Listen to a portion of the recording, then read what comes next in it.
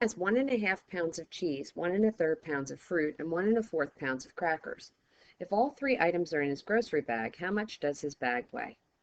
So I know he has 1½ pounds of cheese, 1⅓ pounds of fruit, 1¼ pounds of crackers, and all 3 things are in his bag. How much does his bag weigh? So I'm going to be adding up how much his bag weighs right now.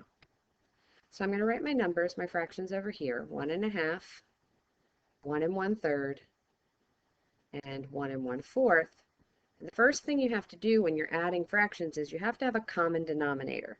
So I'm going to look at my denominators, which are the 2, the 3, and the 4, and find the least common multiple of my denominators.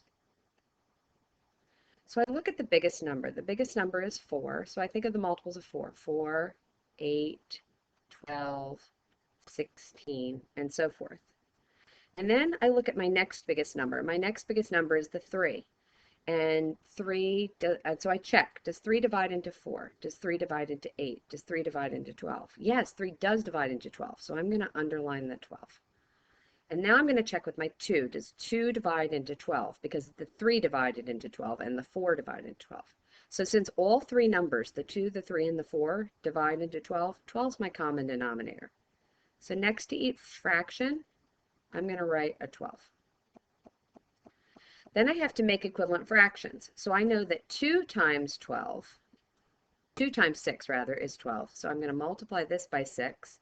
And if I multiply the denominator by 6, I need to multiply the numerator by 6. So 1 times 6, 6/12. So 1/2 and 6/12, they are equivalent. And then I've got 1/3. So 1/3, 3 times 4 is 12. So 1 times 4 is 4. And then finally, 4 times 3 is 12. And then 1 times 3, of course, is 3. Now, when you add fractions, the only thing you add are your numerators. So I'm going to be adding my 6, my 4, and my 3 together. So 6 plus 4, that's 10, plus 3 more, that's 13. So in all, I have 13 twelfths. So I'm going to write that down here, 13 twelfths. And I know that that's what we call an improper fraction. So since that's an improper fraction, and I also know that all fractions mean divide, I'm going to write my denominator, 12, outside the little division house. And I'm going to say, how many groups of 12 are in 13? There's 1. 1 time of 12, of course, is 12. And when I subtract, I get 1 left over. So 13 twelfths is equivalent to 1 and 1/12. So that's what my fraction parts are with. So I've got 1 and 1/12 plus another 1 plus another 1 plus another 1. So I have 1 and 1/12, 2 and 1/12, 3 and 1/12, 4 and 1/12.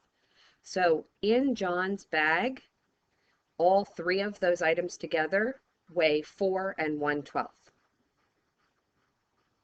So John's groceries weigh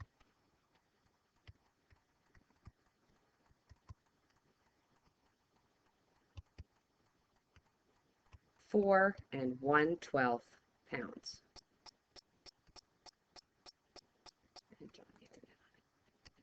There you go.